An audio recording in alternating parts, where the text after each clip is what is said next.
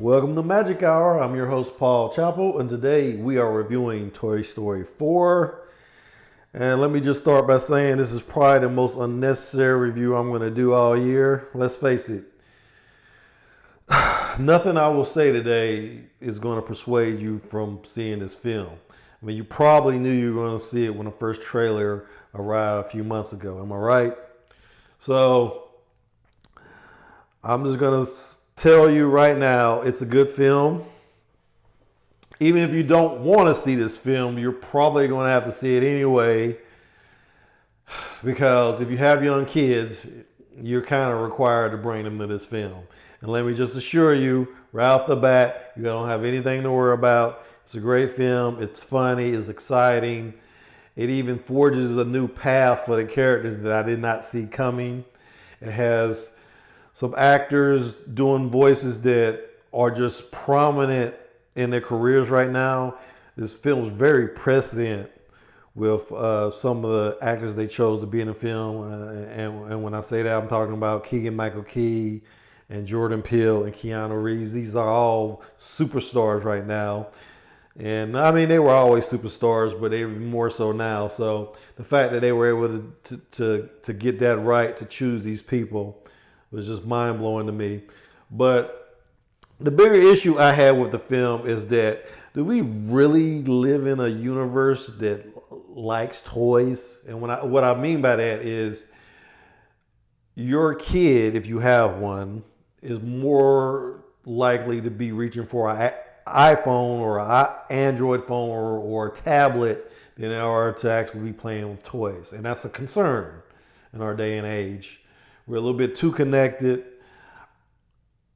I had this feeling watching the movie, watching these toys who are so unselfish. Even the character they present is kind of a bad guy. There's a character called Gabby Gabby is presented as being very selfless. And my concern with that is the fact that we're really setting our kids up for a rude awakening when we explicitly state in a movie that these toys, which is, let's face it, a commercial thing. I know we live in a capitalist society, but it's very commercialized. I mean, the toys are already on the shelves. But my fear watching this movie is that, like with everything else, Santa Claus or what have you, we're setting our kids up for a rude awakening when they actually get older. And maybe that's okay for some people. Maybe we all need that childhood of blissfully unaware of what awaits us. But do go into this movie knowing that that's the reality that you're being presented in this film. Because I've read a lot of reviews, and most of them are focused on the fact that there's a character in the film called Forky. He's actually a toy that the kid in the film, Bonnie, makes when she goes to kindergarten.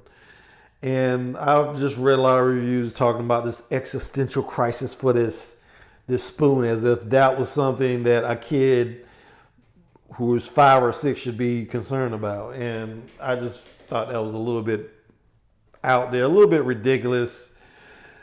My bigger concern is, how do we carry on in a world that doesn't even have Toys R Us anymore? How do we deal with this world where we have kids reaching for that iPhone, for that Android phone? Is it necessarily a bad thing? I don't know about that. It seems to me, though, that when a kid does reach for an iPhone or an Android phone or whatever you have, that they're not engaging that part of their brain, that imaginative part of their brain that so many of us were brought up engaging. And that's my real concern watching this film. And hopefully the message we will take from it is that, yes, we do need to allow the imagination to run wild with our children and not give them easy access to the iPhone, to the tablets, to the computers, what have you. So I'm hoping that message is something that comes through. I don't know if they really intended that, but that's something I couldn't stop thinking about when I was watching it. But overall, the movie's great. I mean, what more can I say? You have a situation where Forky does not understand what it means to be a toy. He was created to be basically trash. He runs away. Woody has to go find him because, as I said, he's selfless. He wants his owner to, not have to deal with the fact that one of her toys is missing. So he goes looking for that toy. At the same time, Bonnie and her parents are on a road trip, and they go to this carnival, and Woody tracks the Forky down to these toys in an antique shop. And when he goes to rescue Forky, he is confronted by this toy, Gabby, who has a malfunctioning voice box, and she wants Woody's voice box so that she is more lovable. She wants to be owned and cherished by the daughter of the woman that owns the antique shop. So that's pretty much the plot in a nutshell. You have this battle between Woody and Gabby. At the same time, Woody reconnects with Bo Peep, who is his romantic interest, I guess you could say. The film kind of morphed a little bit into romantic comedy, which I didn't see coming. I guess the trailers gave a little bit of indication that that's where they were going, but it still kind of shocked me. But Woody has to make a decision whether he's going to follow his heart or stay with his owner. So I thought that was compelling. The fact that they, just thought up a new way to take this story that they hadn't done before. So they keep saying they're not going to make a sequel to this film, but they're pretty much printing money at this point. They're going to make a sequel. They have to, especially when you see how the film ends. But I won't spoil it any more than I have so far. Let me just say, Keegan-Michael Key and Jordan Peele steal every scene they're in. Keanu Reeves is a joy as always as Duke Kaboom. Keegan-Michael Key and Jordan Peele play these characters called Ducky and Bunny. But I just have to say, if you watch this film and you get to the end, stay in your seats.